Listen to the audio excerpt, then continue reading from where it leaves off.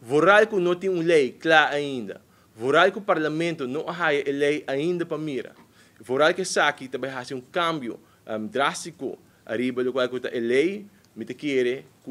não por papel aí de ter inzag, não por papel aí de trazer cambio não antecipar, me te querer que de forma correta tá para fazer o processo, maneira me se tá informar, dialogar com o parlamento, seja através de comissão, seja através de reunião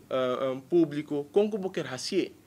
informar o parlamento, explicar que é o cambio de lei, mas também informar stakeholders, explicar não que também um cambio de lei, atender com não, de mês que não também tem um ponto não, e de mês que eu aí bastante por dialogar, intercambiar e quizás chega num ponto, ou quizás queda leu for de outro, mas também o boa se saque num modo que o natura está consciente e está na altura de que está bem para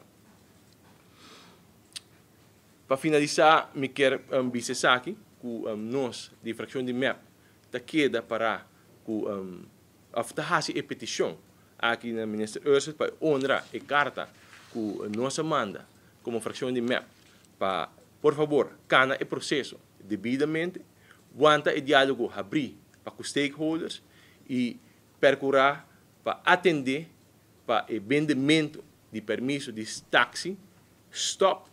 de quando se faz a petição da ministra sobre a segunda landsverordening, de minister de Sunko na final te decidir se te doen een vergunning of não te doen een vergunning.